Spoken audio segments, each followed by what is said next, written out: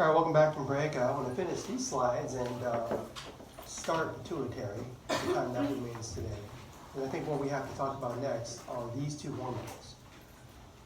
Just two, because I want to give you an example of protein hormone, ADH, and a steroid hormone, aldosterone, and how the direct gene activation and psychic AMP, just so you have a real physiology example. And this is physiology you need to know. I'm kind of hitting two birds with one stone. Now this figure is not from the book, but let me walk you through it. It's talking about ADH.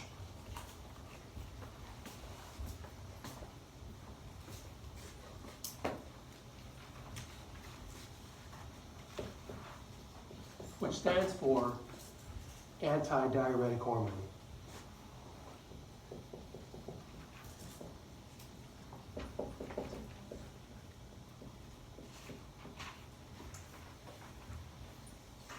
A diuretic increases urine output.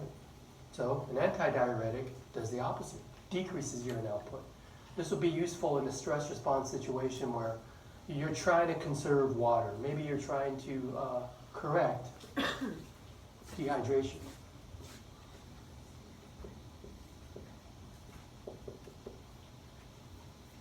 Biological saltiness is osmolarity. Just like molarity, osmolarity, referring to osmosis, is kind of the saltiness of the blood. Well, anyways, the body has a mechanism to detect that in the brain. And if you're losing too many fluids from dehydration, it could mean that the dehydration means an increase in osmolarity because you have fluid loss of fluids, which leads to a decrease in blood volume and maybe a decrease in blood pressure.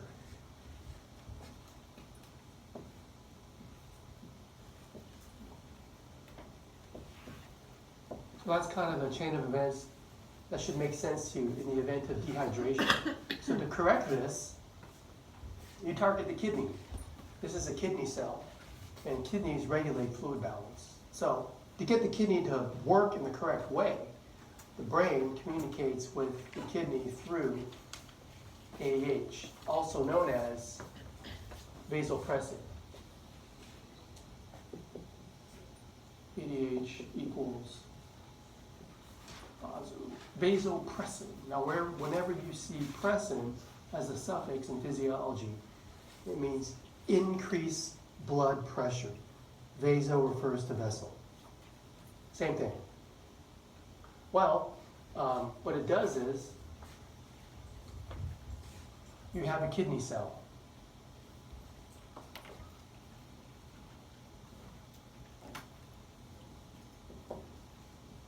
ADH is a protein. If it's going to activate this cell, it has to be secreted in the bloodstream. There's a blood vessel there, and maybe ADH are these like little red squares. ADH or vasopressin. It reaches the kidney, and it affects the kidney cell in a certain way. It's going to bind its cell surface receptor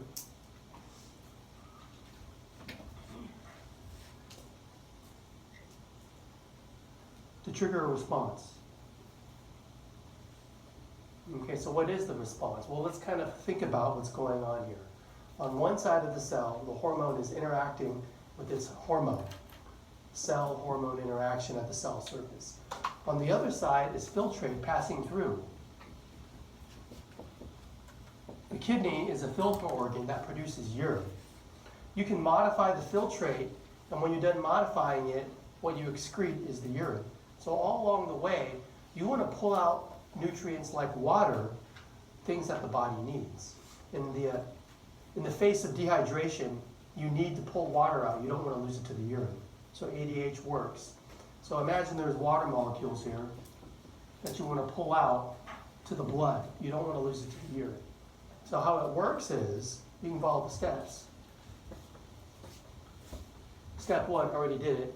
Vasopressin or ADH binds receptor. So I'm going to give myself a little room here. Number 1, ADH binds receptor at the cell surface.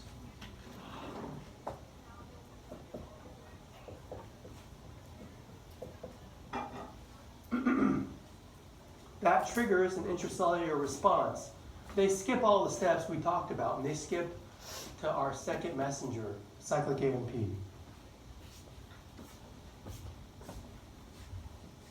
Increase cyclic AMP.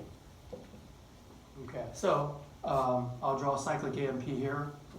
What you have illustrated are all of these little aquaporin molecules, these little pores drawn like that. I'll draw a couple few. And they're stored in these vesicles, so that's why they illustrate these little round circles containing them.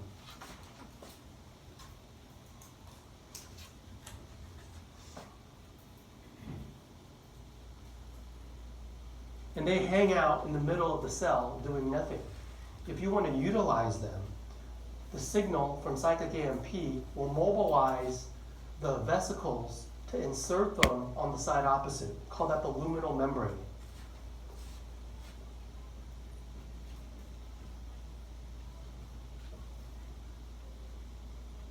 Okay, so I'll make a little hole for the little water pore. Basically, these will insert there, and in a still shot, it's hard to illustrate that, but you point to where I'm looking at here. See that right there? These vesicles, they do nothing, but when you exocytose them, you insert it right there. That allows water to pass through the cell because it can't slip in between. It's watertight.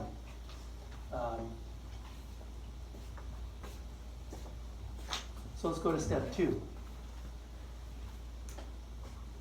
Cyclic AMP already did step 2. Sorry. Step 3, insert aquaporin, water pores. I called it the luminal membrane. They call it apical membrane. Same thing. Okay. This is the lumen. It's a hole. Anyways, this side. So step 3, insert aquaporin in luminal membrane. Now the figure abbreviates it AQP2 because there's different varieties of aquaporin. There's 1, 2, 3, 4. The key word is aquaporin. And once you do that, by osmosis, water can be reabsorbed.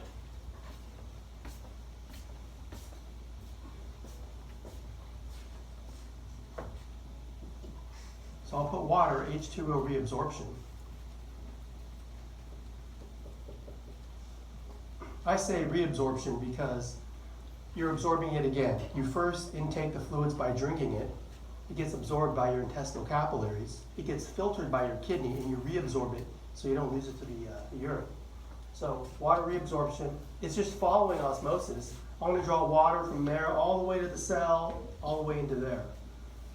Okay, so we call that water reabsorption. You're not going to lose it to the urine. And when you do that, pay attention to the rules of osmosis. The filtrate osmolarity is 300, inside the cell is 600, and then all the way to 700 here. So water is just going to like where the most stuff is. These are the rules of osmosis. It's 300 here, it's 700 here. So the grading is such that it wants to kind of dilute everything out.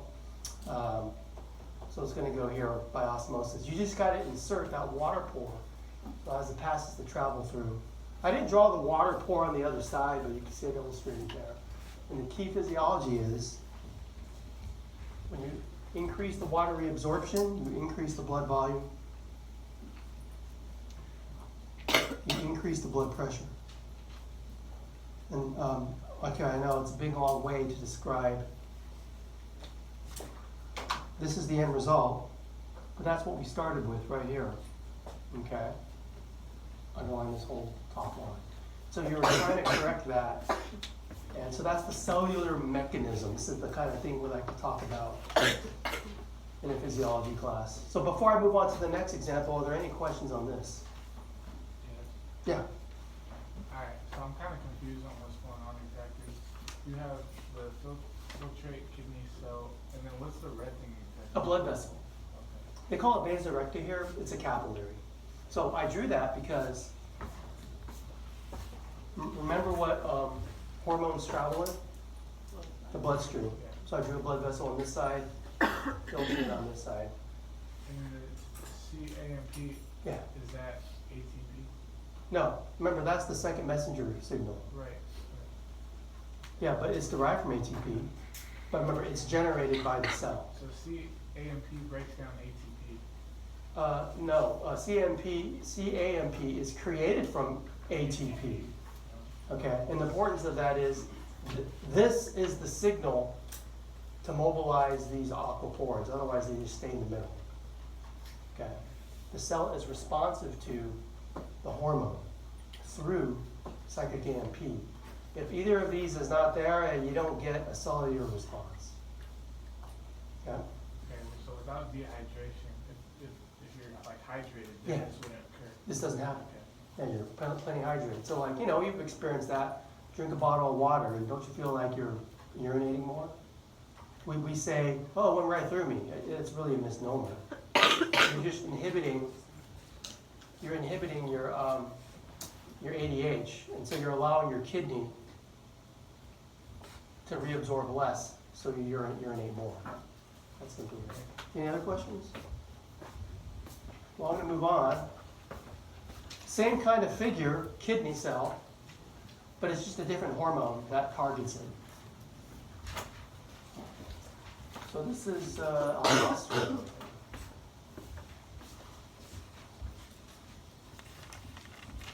So I'm going to leave this sentence here, it kind of pertains to this as well.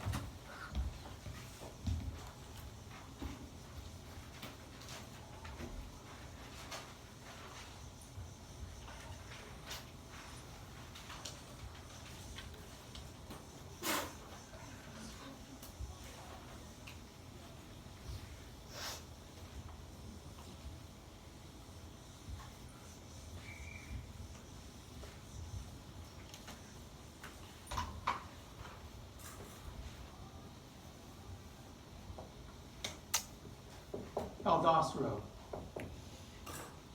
Now, when you have dehydration, you lose fluids, but what you also lose are electrolytes like sodium. So in the event of dehydration, that may be accompanied with low sodium.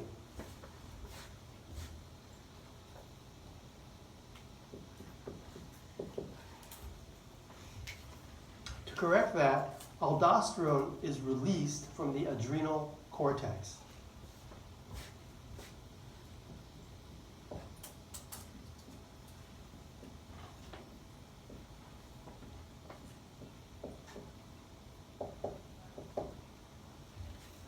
Okay, so to give you a little bit of background, I'll teach the adrenal cortex probably Wednesday. I've been mentioning different things today. If you were to cut this gland and examine the interior, there's a cortex and a medulla.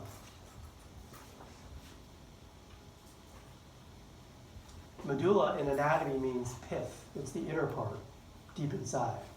It's maybe from here to here. I'll put M for medulla.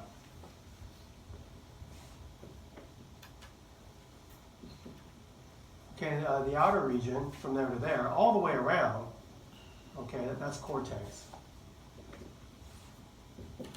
So the cortex and medulla, this is a stress response gland. They secrete different things. In a stress response, you may be dehydrated, low sodium.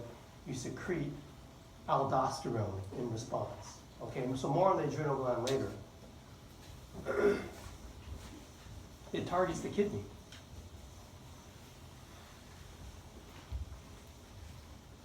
So I'll draw another kidney cell. I'm just kind of drawing that picture. You don't have to draw it with me, but sometimes it helps to draw it out. And the kidney cell is surrounded by a blood vessel on one side, just like before, capillary. And on the other side is the filtrate passing by.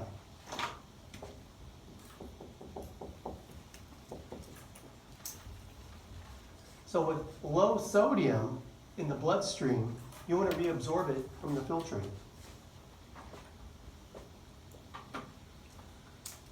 Let's say my green balls represented sodium. You don't want to lose it to the urine, so you want to recapture it. So the adrenal cortex will secrete, let's say, aldosterone. How about I use little red balls to symbolize aldosterone?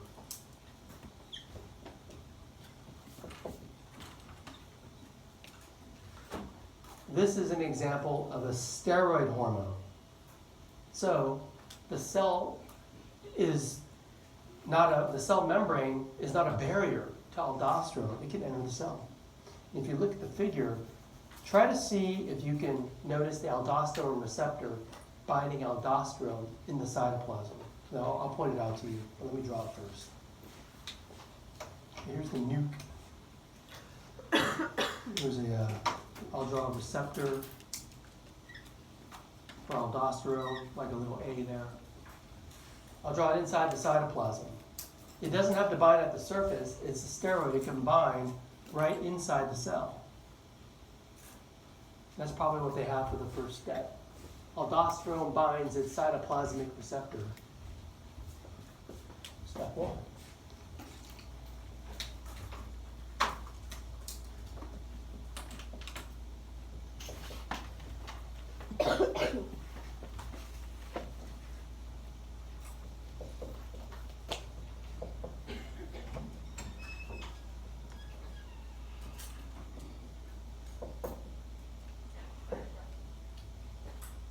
All right, step 2.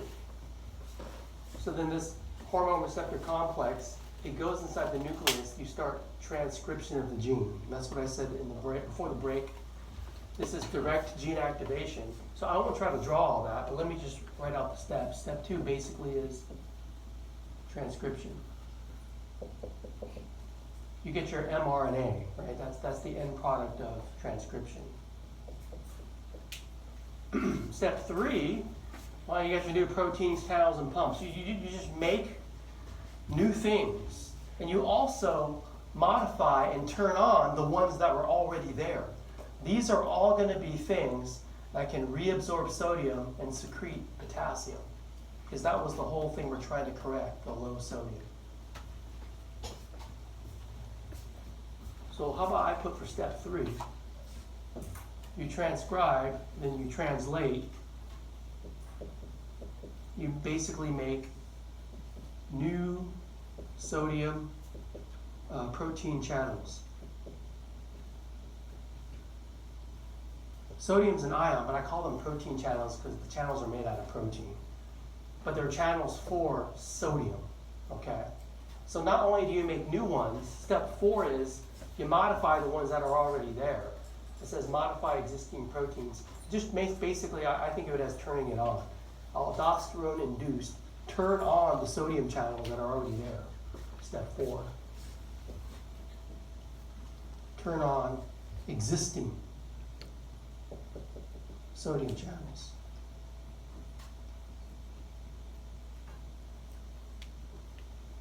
So the basic idea is, if you have sodium, it's going to follow inside the cell and eventually the sodium will end up back into the bloodstream. Okay, so that's what the figure is trying to show you. It's coupled with potassium secretion, because you want to keep the ionic balance okay, but I'm not concerned about that detail. The detail I have trouble kind of conveying to students is you reabsorb sodium.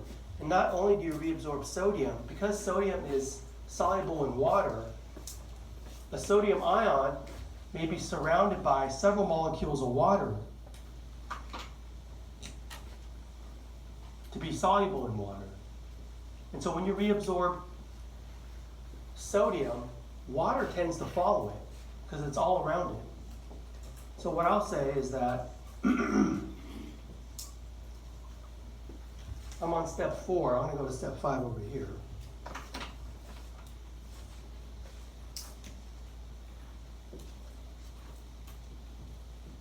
You get sodium reabsorption.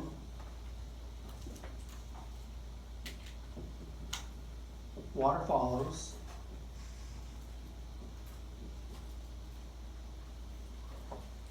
You get an increase in blood volume.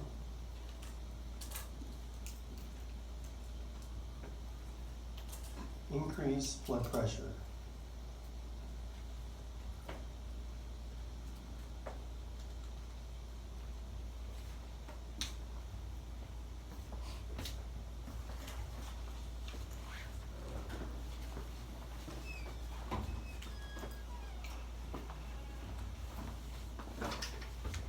So we took a lot of notes on this. Let's kind of summarize.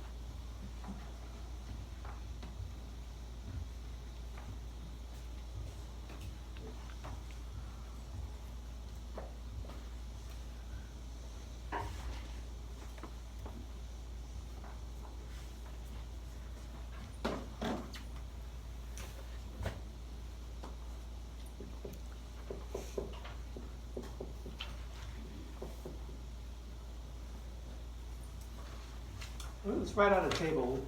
Squeeze it in on your half sheet. You can use the back if you need to. So get that out again.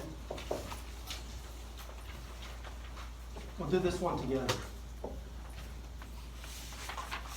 Let's start with the imbalance, not the gland.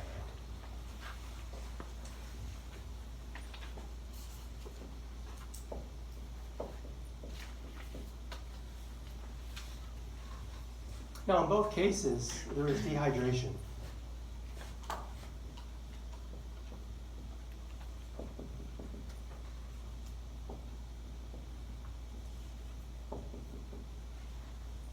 Let me ask you this. What also did I emphasize in aldosterone? There was low sodium as well, okay?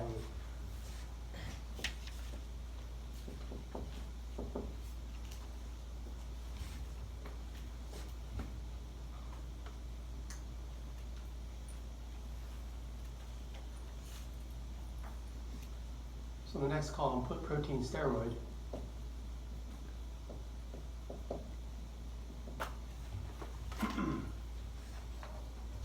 Which one was the protein? ADH was a protein hormone.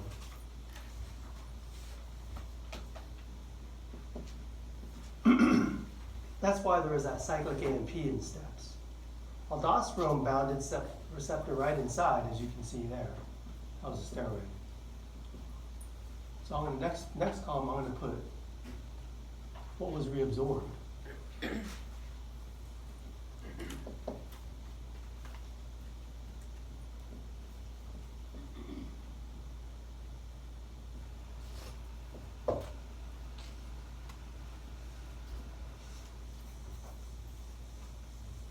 what would you put for the first one, aldosterone, or excuse me, ADH? Water. What about for the second one? First sodium, taken up directly, but water followed. You could put both. Okay. Well, for the last column,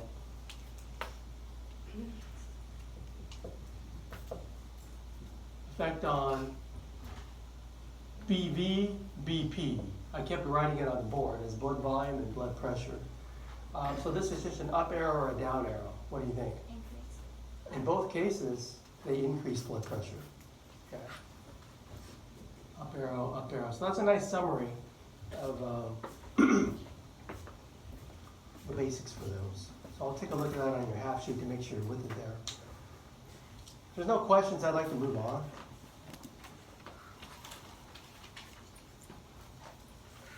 The next topic is how endocrine glands are stimulated to secrete hormones. There's 3 general ways. We went over one, you're dehydrated, okay? And there's other ways. Okay, your book outlines it this way: humoral, neural, hormonal, okay? So let me kind of describe why it's outlined this way in the book. Here's an example. Well, here is the figure, each with an example from each category of how glands are stimulated to secrete hormones.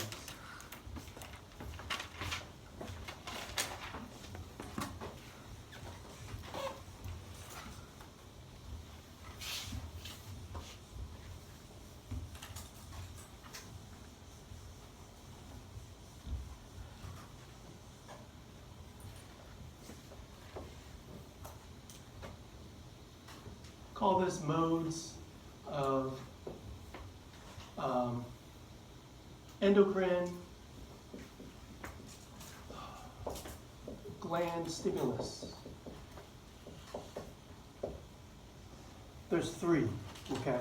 One way you can stimulate a gland is just, there's a high or low blood level that you need to correct.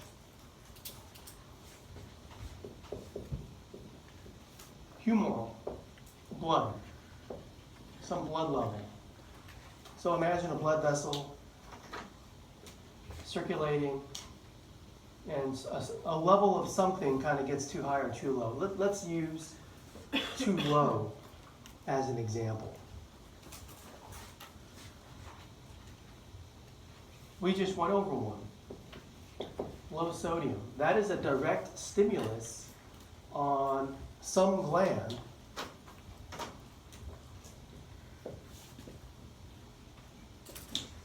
In this example, it was the adrenal cortex.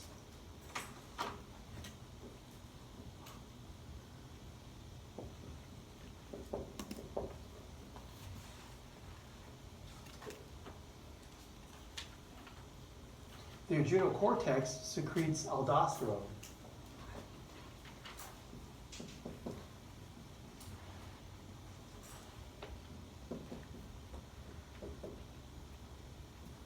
And we just kind of went over the cell figure that showed what aldosterone does to the target cell. But let me just cut to the chase and say what it does. You basically, the response is to increase sodium levels again, right? Along with the blood volume, blood pressure. But I just want you to see how you have a direct activation by a blood level, which will then correct it. So that's basically what I'm getting there. And there are other examples that I talked about today. Like on your half sheet, I had you write about low glucose. What we had said was, in response to low glucose, well, you remember the gland? Pancreas, very good, thank you. And it secreted not insulin, but glucagon. And that targeted cells to then increase glucose. Another example. A third example is up there. That gland is the parathyroid gland. It's in the neck region where your voice box is. There are these little glands right there. There's 4 nodules. Well, anyways, when you have low calcium, calcium needs to be increased. Calcium, parathyroid gland. parathyroid gland is stimulated in response to low calcium to secrete parathyroid hormone. I just abbreviated PTH, so you can guess what it does. I'll show you the mechanism later. It'll increase the calcium levels. And so, yeah, that's one category of how hormones are released from their stimulated glands. The middle category, there's only one example you need to know. That's a neurostimulation. So let me clear this out. And as I kind of clear this out, are there any questions on this chart?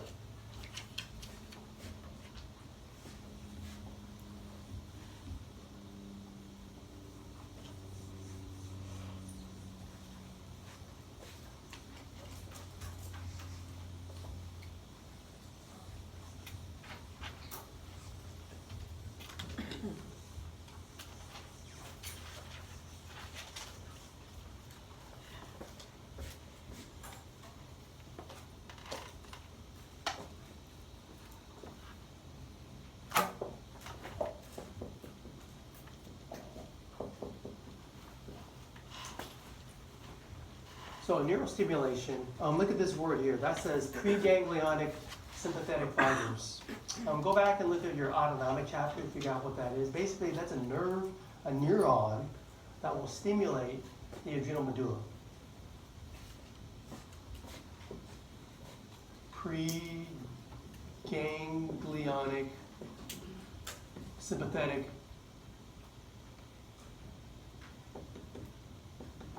efferents.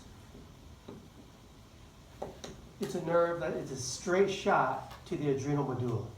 Okay.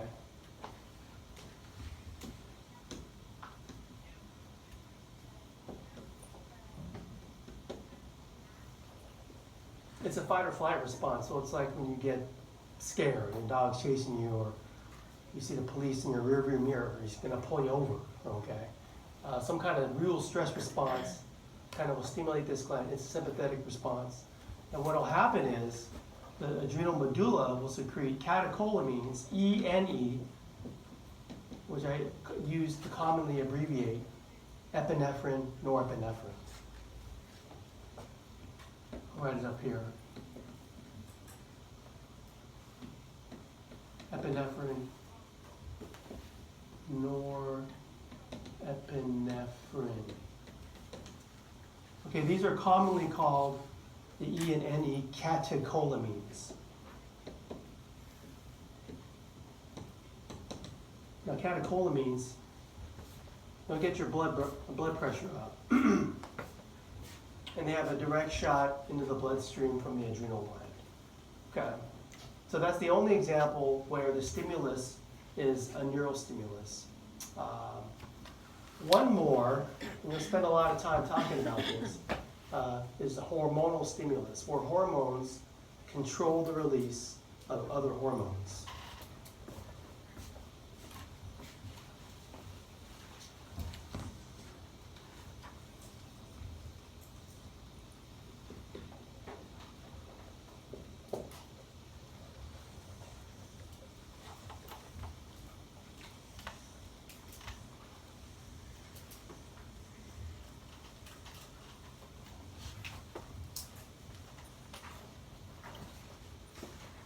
And this will lead right into pituitary, because that is the pituitary. Let me define one word for you first. Tropic, spelled tropic, hormone. That is a hormone that controls the release of another one.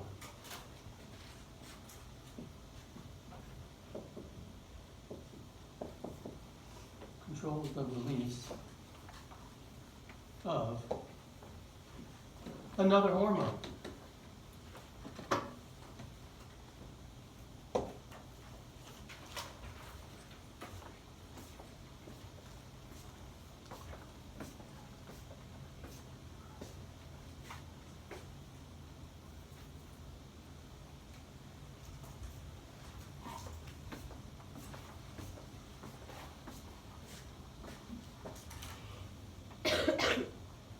So let me go through these examples and I'll kind of point out what I mean by it. Because you control its release, Sometimes books call them regulatory hormones. Sometimes I call it that. So instead of the word tropic, maybe they'll substitute regulatory. Same thing, right? You're just controlling the release of something else. So for example, they start up here in the hypothalamus. I'll call that HYP. And they show you the anterior pituitary, which kind of uses this mechanism. I'll just say AMP-PIT for short. And there's some other gland here at the bottom. And then below that, I'll put the hormone that that gland secretes. So we have a bunch of hormones with a hormone at the end.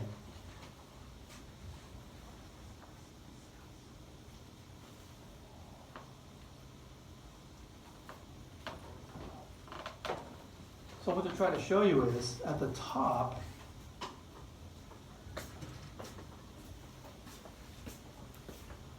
they're showing you the cascade of events that happens to stimulate your thyroid, which is in your neck. The thyroid, that secretes a hormone that'll help boost your metabolism, but it starts up here in the brain, the hypothalamus. There's a hormone called TRH. I'll write out the full name later, but the RH is releasing hormone. The T is thyrotropin, we'll write it out later. But it travels a very short distance from the hypothalamus to the AMP-PIT. There are cells in the AMP-PIT that are sensitive to TRH, and they'll release TSH, thyroid stimulating hormone. That will obviously target the thyroid. Now the thyroid will secrete its hormone, thyroid hormone. I'll just call it TH for short. That'll help boost your metabolism. More on that later. The point of this is, let's kind of check all of our tropic hormones. Think about it. Definition. Is TRH, is that tropic? The answer is yes. What does it control the release of? TSH. Is TSH tropic? Yes. It controls the release of thyroid hormone. Thyroid hormone is not tropic. It's direct action. It goes right to the body's tissues and elicits a response. But the top two are. And so the same trend is for these other examples. They got the adrenal cortex there.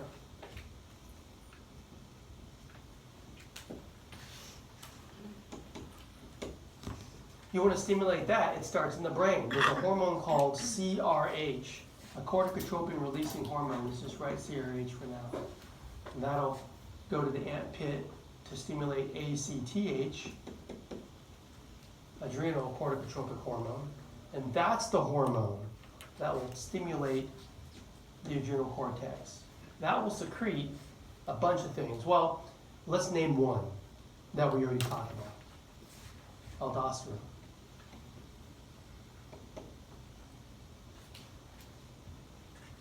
Okay, so again, to answer the question, which ones are tropic? Top two, right? Boom, boom. Okay, the third category, the third picture I should say, right here, is the testes, the gonads. Most people already know that the male hormone from the testes is testosterone. There's other ones. Testosterone. Okay, but anyways, that sex hormone at the bottom, it actually is released in response to, from the brain, there's a hormone called capital G, lowercase n, RH, gonadotropin releasing hormone. That's released from the hypothalamus, which will stimulate the anterior pituitary to release FSH/LH.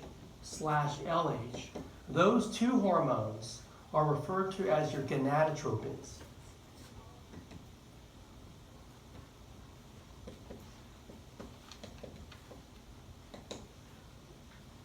FSH and LH will target the testes to then increase your levels of testosterone. And it's the same trend. These top three are all tropic. They control the release of something downstream.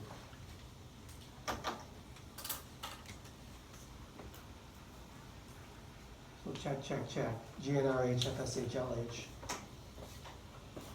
So read these examples, and let's do these 4 on your half sheet. Yeah, you've got to squeeze it in somewhere, just kind of make sure I can see it. So this is kind of the 4th thing, or no, the 3rd thing we're doing, right? So on your half sheet, do that 1, 2, 3, 4. You don't have to write the prompt.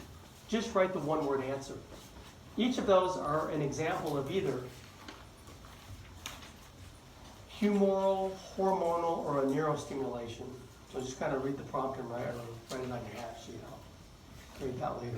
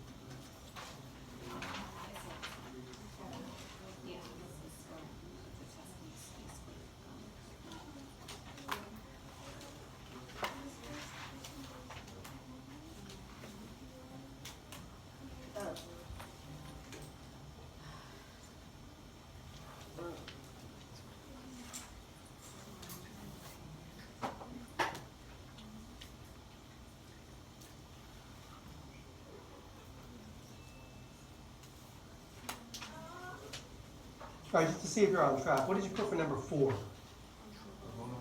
Hormonal? Yeah, okay, I think you're kind of getting that. The time that remains, let me just start pituitary, so I don't feel like I'm behind on Wednesday. That was the last slide of the first batch. This is the second batch, and it's tied the first slide to pituitary if you've printed them out.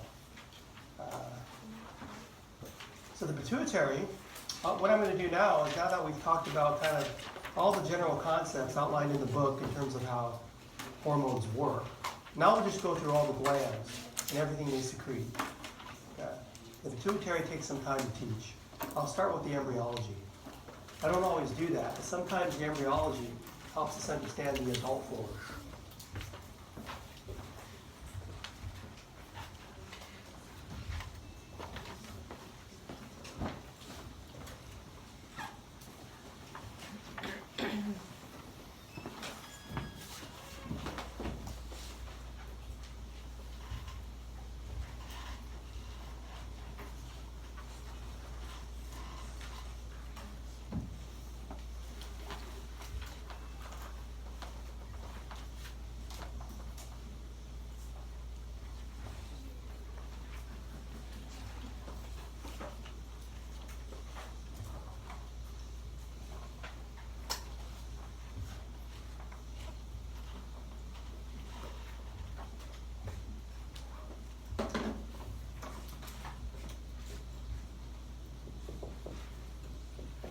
The pituitary is also called the hypophysis.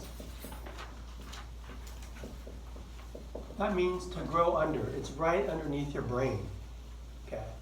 And, well, the picture I have chosen to show you here, at 3 weeks development, there's an embryo here. You got this little upgrowth and downgrowth. The little upgrowth compared to the little downgrowth, the tissue composition is different. Well, this is epithelial tissue, this upgrowth, and it basically is your future anterior pituitary. I'll just say future ant pit for short. We'll write out the terms in a minute. The downgrowth is neural tissue, and it's actually the future posterior pituitary.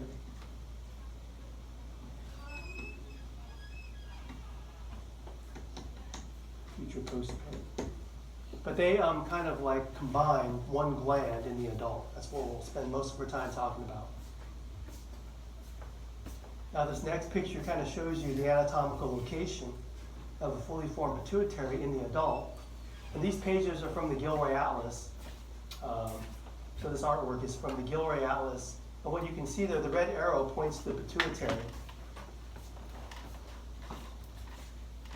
This is a sagittal view. This first picture, there's the pituitary right there. And just to orient you, maybe you haven't studied the brain in a while. You got your cerebellum, you got your fourth ventricle, that's the pons, medulla, the thalamus, hypothalamus, all those basic parts, corpus callosum, right? But the pituitary sits right underneath that. And if you look at the superior view of the cranial base, looking down into your skull, it sits right there. The anatomical location of the pituitary is it sits in the sella turcica of sphenoid, located in the sella turcica. That's of the sphenoid bone.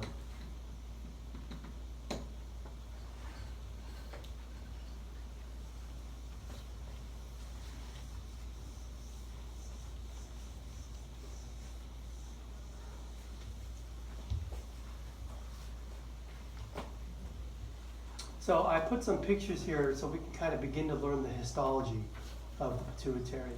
And I've labeled the major regions I usually teach, 1, 2, 3, 4. Start with number 1. I usually don't call it anterior lobe, I usually say anterior pituitary.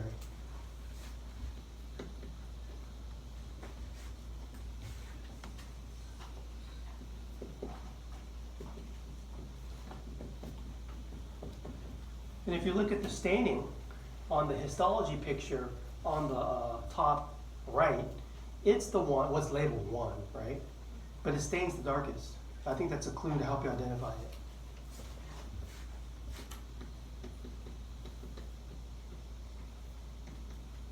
And it goes by all these other different names. You may see it called the pars distalis.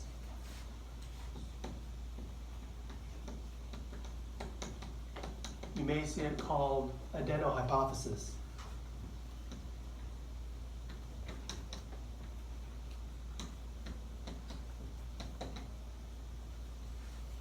Okay, so that region. Now, the lightest staining region is the posterior pituitary, number 2.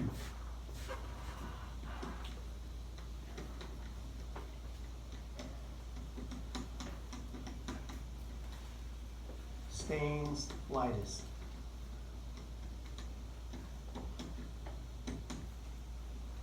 And again, it has different names too. Pars nervosa or neurohypophysis.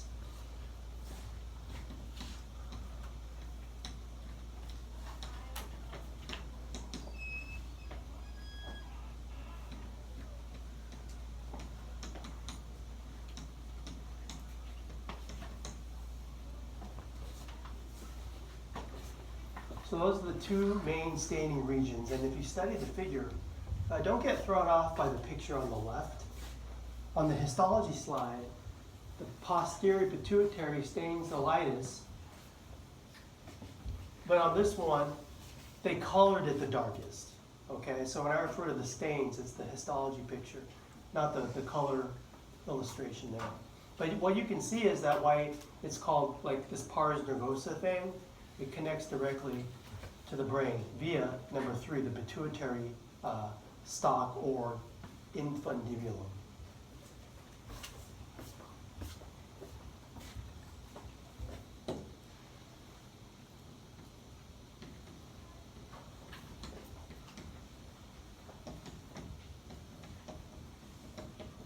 So either name is acceptable, pituitary stalk or infundibulum. Notice how it's continuous with posterior pituitary. It's basically leading right to it. So if you look at number 3, the stalk that connects directly to the posterior lobe, it's the same tissue. It's nervous tissue. It just happens that the anterior pituitary wraps around it. And that stuck in the middle is this intermediate stain called pars intermedia. That's the 4th region we have to identify.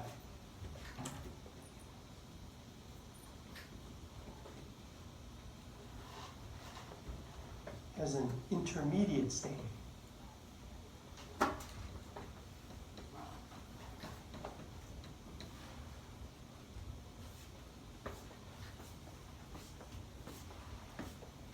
Let's kind of look at a different picture here.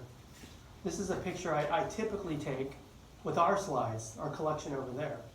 And so let the staining be your clue. Of course, I have this one labeled.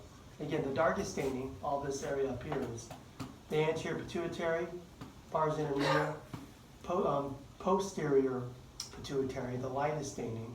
That little smidgen, that little sliver of tissue right there, when you cut off center, you don't see the direct connection going all the way there. So when you cut off center, you usually see that. If you just look for the same light staining tissue, and it looks like that, it's infundibulum. Okay? Yeah. So I think what I want to do now is stop here. I'll dismiss class. If you have any business you need to talk to me about, we have some time. And I'll see you Wednesday.